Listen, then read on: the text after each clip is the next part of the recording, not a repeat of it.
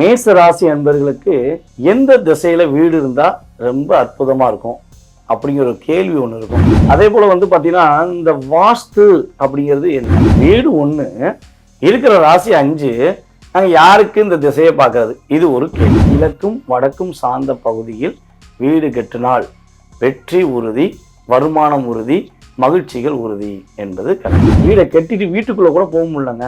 நானும் எவ்வளவோ முயற்சி பண்றேன், வீட்டில் இருந்தால் எங்களுக்கு நிறைய பிரச்சனை வருது, நிறைய பாதிப்பு வருது.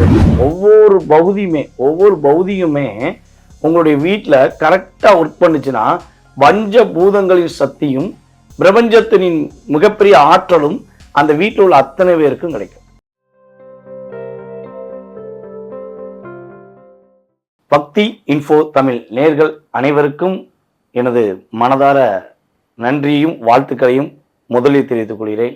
ஏன்னா உலகெங்கும் நம்முடைய பக்தி இன்ஃபோ தமிழ் மூலமாக எனக்கு நிறைய ஆதரவுகள் கொடுத்துருக்கீங்க. உங்களுடைய மேலான கமெண்ட்ஸை பார்க்கும்போது கட்டாயமாக நான் புது வீடியோ போடணும். மிக ரகசியமான விஷயங்கள், அதாவது ஜோதிடம் என்பது மிகப்பெரிய ரகசியம். இந்த ரகசியங்களில் உங்களுக்கு பயனுள்ள விஷயங்களை சொல்லணும் அப்படிங்கிறது என்னுடைய ஆசையும் சரி, அனைவருடைய ஆசையும் இருக்குது. ஏன்னா எல்லாருமே இந்த ஆன்மீகம் என்பதை நம்பணும். ஆன்மீகம் என்பது உண்மை, தெய்வங்கள் என்பது உண்மை, ஜோதிடம் என்பது உண்மை. எல்லா பக்கமும் இந்த விஷயங்கள் பரவணும் அப்படின்னா அதுக்கு முதல் காரணம் உங்களுடைய ஆதரவு. நீங்கள் ஆதரவு எந்த அளவுக்கு எங்களுக்கு மேலான கருத்துக்கள் கொடுக்கீங்களோ அந்த அளவுக்கு நாங்கள் தயாராக இருக்கோம் நிறைய விஷயங்களை உங்களுக்கு கொடுக்கறதுக்கு. சரி, ஓகே, கொடுக்கறதுக்கு தயாராகிங்க. இப்போ என்ன கொடுக்க வந்திருக்கீங்க? இதுதான் உங்களுடைய கேள்வியாக இருக்கும். ஏன்னா வீடியோ பார்க்கும்போது யோசிப்பீங்களா, இவ்வளோ பேசுகிறாரு, இன்னைக்கு என்ன சொல்ல வராருன்னு தெரில, எப்பயும் போல் ராசி பலனா வேற எதுவும் விஷயமா அப்படின்னு சொல்லி யோசிக்கும் போது கொஞ்சம் டிஃப்ரெண்டாக ஒவ்வொரு ராசிக்கான திசைகள், அவங்க எந்த திசையில் வீடு கட்டலாம். சொந்த வீடு என்பது மனிதனுடைய மிகப்பெரிய ஆசை, மிகப்பெரிய லட்சியம் என்ற விஷயத்துல தான் நம்ம எல்லாருமே இயங்கிக்கிட்டு இருக்கோம். சொந்த வீடு வேண்டான்னு யாராவது ஒருத்தவங்க சொல்ல முடியுமா? ஐயா எனக்கு சொந்த வீடு வேண்டாம் அப்படின்னு சொல்ல முடியுமா? யாருமே சொல்ல மாட்டோம். ஒரு வீடு இல்லைங்க, 5 வீடு வேணும் அப்படின்னு சொல்லக்கூடிய அளவுக்கு எல்லாருக்குமே சொந்த வீடு மேலே ஒரு ஆர்வமும் ஆசையும் இருக்கும். அப்போ இந்த சொந்த வீடு இல்லைங்கிற வருத்தம் படுற நம்மளுடைய 12 ராசி நேயர்களுக்கும் சொந்த வீடு அமைவதற்கான வழிபாடுகள், சொந்த வீடு கிடைப்பதற்கான வழிமுறைகள், சொந்த வீட்டில் இருக்கவே முடியல அப்படிங்கிறவங்களுக்கும் இந்த வழிபாடு உபயோகமாகும். ஸோ அதனால் நீங்கள் என்ன பண்ணுங்கன்னா, தயவு செய்து வீடியோ ஃபுல்லாக பாருங்கள். மேலான கருத்துக்களை உங்களுடைய ஆதரவை கொடுக்குமாறு கேட்டுக்கொள்கிறேன். வாங்க நம்ம வீடியோக்குள்ளே போகலாம். அதே போல் பார்த்தீங்கன்னா இந்த வாஸ்து அப்படிங்கிறது என்ன? திசைகள் அடிப்படையில், அதாவது திசைகள் அப்படிங்கிறது பார்த்தீங்கன்னா நம்ம எல்லாருக்கும் என்ன தெரியும்? கிழக்கு, மேற்கு, தெற்கு, வடக்கு. இந்த 4 திசைகள் என்பது பொதுவான நம்மளுடைய பஞ்சபூதத்தில் உள்ள திசைகள். ஓகேவா? இதை தாண்டி ஒரு வீடு அப்படின்னு எடுக்கும் பார்த்தீங்களா, அதில் 4 திசைகள் வராது, கிட்டத்தட்ட 8 திசைகள் வரும். வடக்கு, வடகிழக்கு, தெற்கு, தென்மேற்கு, இந்த 2 திசைகள். அடுத்து மேற்கு, வடமேற்கு, அதுக்கு பிறகு கிழக்கு, வடகிழக்கு, இப்படிங்கிற மாதிரி 4 திசைகள். அக்னி மூலையிலேருந்து கன்னி மூலையிலேருந்து ஏகப்பட்ட அந்த மூளை அப்படிங்கிறது தான் ஒரு வீடை உருவாக்கக்கூடிய சக்தி. ஒவ்வொரு பகுதியுமே உங்களுடைய வீட்டில் கரெக்டாக ஒர்க் பண்ணுச்சுன்னா பஞ்ச பூதங்களின் சக்தியும் பிரபஞ்சத்தின் மிகப்பெரிய ஆற்றலும் அந்த வீட்டில் உள்ள அத்தனை பேருக்கும் கிடைக்கும். மேச ராசி எங்கேயும் எப்பொழுதும் சொல்வது போல் தன்னை முதல்நிலைப்படுத்திக் கொள்ள வேண்டும் என்ற ஆர்வத்தில் செயல்படுத்தக்கூடிய ராசியில் முதன்மையான ராசி மேச ராசி. இப்படிப்பட்ட மேச ராசிக்கு அதிபதி யார்? செவ்வாய். ஒரு வீடு கட்டணும்னா அந்த வீட்டுக்கு என்ன வேணும்? ஃபர்ஸ்ட் வீடுக்கு இடம் வேணும். அந்த இடத்தை குறிக்கக்கூடிய கிரகம், ஒரு நிலங்களை குறிக்கக்கூடிய கிரகம் யாருன்னு பார்த்தீங்கன்னா செவ்வாய் பகவான் தான். அப்ப செவ்வாய் பகவான் மிக வலுவாக உங்களுடைய ராசியின் ரீதியாக இருந்தால் உறுதியாக நம்முடைய மேசராசி என்பவர்களுக்கு சொந்தமாக இடம் இருக்கும். உங்களுடைய சுய ஜாதகத்தில் செவ்வாய் பகவான் மிக வலுவாக இருக்கிறார், எந்த பாவ கிரகங்களுடைய இணைவிலும் இல்லாமல் இருக்கிறார் என்றால் மேசராசி என்பவர்களுக்கு சொந்த இடமாச்சும் உறுதியாக இருக்குன்னு நம்ம பார்க்கலாம். அப்போ மேச ராசிக்கு 4ஆம் இடம் சொல்லி பார்ப்போம். அப்போ ஒவ்வொரு ராசிக்குமே 4ஆம் இடம் தான் தன்னுடைய வீடை குறிக்கும் பாவகம். அப்ப மேச ராசிக்கு 4ஆம் இடம் என்ன வீடு அப்படின்னு சொல்லி பார்த்தீங்கன்னா கடகம் வருகிறது. கடக ராசியில நம்மளுடைய மேச ராசியின் அதிபதி என்ன பண்றாரு, நீச்சம் அடைகிறார். அங்க யார் உச்சம் பெறுகிறார்னா குரு தாங்க ஒரு மிகப்பெரிய ஆதிக்கம் கொண்டவர். ஒரு டோட்டலா ஒரு விஷயத்தை இயக்கக்கூடிய அளவுக்கு ஆற்றல் கொண்டவர் குரு தான். அப்ப நம்மளுடைய மேச ராசி அன்பர்கள் வந்து பாத்தீங்கன்னா சொந்த வீடு இல்லைன்னா தூக்கமே இல்லைன்னு அசால்ட்டா விட்டுற மாட்டாங்க. எனக்கு எப்படியாவது வீடு வேணும், நான் வீடு வாங்கியே தருவேன், எனக்கு வீடு இல்லாம நான் தூங்க மாட்டேன்டா. என் கடின உழைப்பு, அதாவது மேசராசிக்காரங்க நல்லா செக் பண்ணிக்கோங்க. அப்பா வந்து ஒரு சொத்து கொடுத்து ஒரு வீடு கொடுத்தாலும் தன்னுடைய மகனுக்கு தன்னுடைய குழந்தைகளுக்கு சொந்த வீடு கொடுக்கணுங்கிற லட்சியத்தில் உள்ள ஆளுதான் நீங்க. சும்மா சர்வசாதாரணமாக இருக்க மாட்டீங்க. எங்க அப்பா வீடு கொடுத்துட்டாரு எனக்கு சொந்த வீடு இருக்குன்னு நீங்க சொல்ல மாட்டீங்க. எனக்கு இன்னும் சொந்த வீடு எங்க அப்பா வீடு தான், என் வீடு நான் உழைச்சி கட்ட போறேன், அது நான் உழைச்சி கட்டிடுவேன், அப்பதான் என் வீடுன்னு சொல்லுவேன்னு சொல்ற வார்த்தைக்குரியவங்க தான் நீங்க. சரியா? அப்படிப்பட்ட உங்களுக்கு சொந்த வீடு வாங்கணுங்கிற ஆசைகள் அதிகமாக இருக்கு. மேச ராசி அன்பர்களுக்கு எந்த திசையில வீடு இருந்தா ரொம்ப அற்புதமா இருக்கும் அப்படிங்கிற ஒரு கேள்வி ஒன்று இருக்கும்.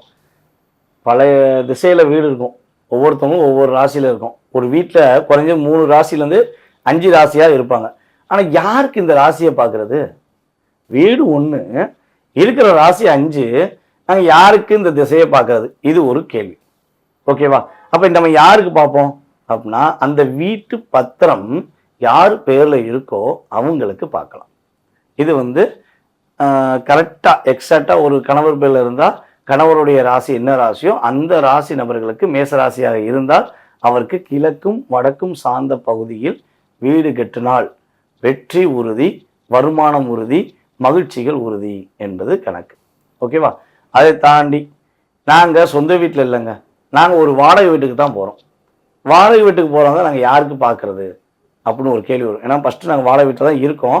அப்போ அந்த வாடகை வீட்டில் இருந்து நாங்கள் சொந்த வீட்டுக்கு போன பிறகு நீங்கள் சொன்ன மாதிரி கிழக்கோ வடக்கோ கட்டுறதுக்கான முயற்சி இருப்போம். இப்போ நாங்கள் இருக்கிற வீட்டில் இந்த பிரச்சனை, நாங்கள் இருக்கிறது வேற திசையில் இருக்கோம். நீங்கள் சொன்ன மாதிரி கிழக்கோ வடக்கோ நாங்கள் இல்லை, தெற்கோ மேற்கோ இருக்கோம். அப்போ நாங்கள் என்ன பண்ணணும் அப்படிங்கிற ஒரு கேள்வி வைப்பீங்க பார்த்தீங்களா? அப்படி ஒரு கேள்வி வைக்கிறீங்கன்னா நம்மளுடைய மேசராசி என்பர்கள் வந்து பார்த்தீங்கன்னா கிழக்க பார்த்து வீடு பார்த்து மாறுறது ரொம்ப ரொம்ப சந்தோஷம். மாற முடியலன்னா உங்களுடைய வீட்டின் பகுதியில் ஃப்ரெண்டில் சூரியனுடைய எம்மலம் பதித்த ஏதாவது இமேஜஸ் வந்து முன்னாடி ஃப்ரெண்டில் வச்சுருங்க. அதுவே உங்களுக்கு கிழக்கின் ஆதிக்கத்தை உருவாக்கி கொடுப்பதற்கான ஒரு செயல்பாடாக இருக்கும்.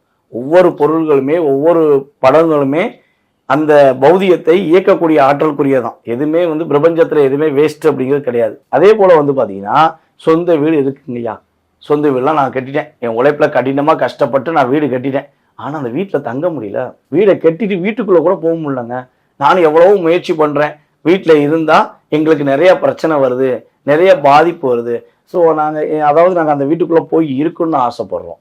அவங்களுக்கும் நான் இப்போ சொல்கிற வழிபாடு நிச்சயமாக பொருந்தும்.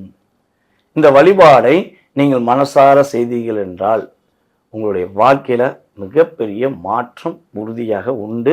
சொந்த வீடு வாங்கிட்டேன்னு சொல்லி எனக்கு நீங்கள் ஃபோன் பண்ணி கண்டிப்பாக சொல்லணும். இதுதான் என்னுடைய ஆசை. ஓகேவா? சரிங்க, நீங்கள் சொல்கிறத நாங்கள் செஞ்சிடும், எங்களுக்கு வீடை சொல்லுங்கள், வீடு கட்டுறதுக்கான ஒரு வாய்ப்பை கொடுங்க, நாங்கள் என்ன வழிபாடு சொல்லணும்னு சொல்லுங்கள், என்ன வழிபாடு செய்யணும், எப்படி செய்யணும்னு சொல்லுங்கள் அப்படின்னு எதிர்பார்த்தீங்கன்னா நம்மளுடைய மேச ராசி அன்பர்கள் வந்து பார்த்தீங்கன்னா திருச்செந்தூர் முருகன் கோவிலில் சென்று புதன்கிழமை நைட்டு வந்து அங்கே போய் தங்கிடணும்.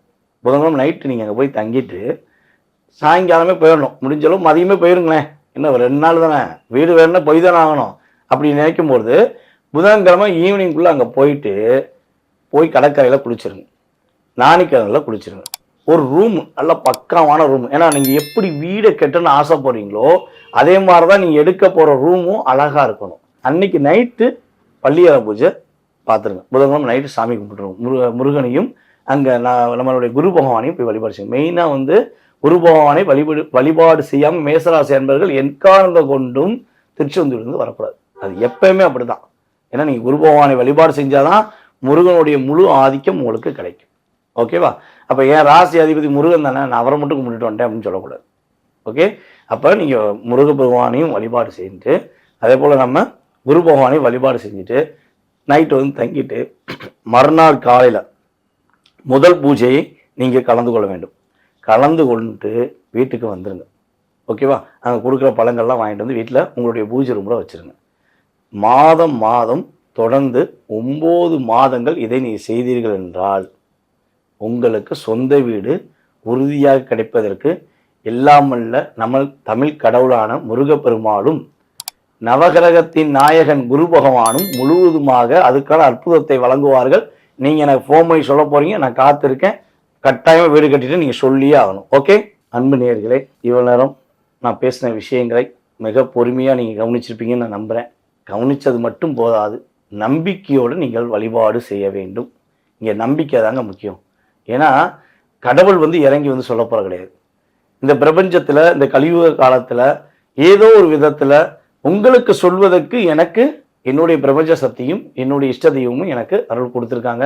ஸோ நான் எனக்கு அறிந்த என்னுடைய வாடிக்கையாளருக்கு நான் என்ன விஷயங்கள்லாம் சொல்லி அவங்களுக்கு சக்ஸஸ் ஆகுதோ அந்த விஷயங்களை தான் நான் யூடியூப்பில் சொல்கிறேன் தவிர பொதுவாக சொல்கிறேன் அப்படிலாம் நம்ம சொல்கிறது கிடையாது. இதெல்லாம் ஒவ்வொருவருடைய உயிர் மூச்சு தான் வீடு. ஸோ அப்போ நீங்கள் நம்பிக்கையோடு நீங்கள் இந்த வழிபாடை செஞ்சீங்கன்னா உறுதியாக சொந்த வீடு கட்டுவீங்க. இந்த வழிபாடு நம்பிக்கையோடு செய்யுங்க.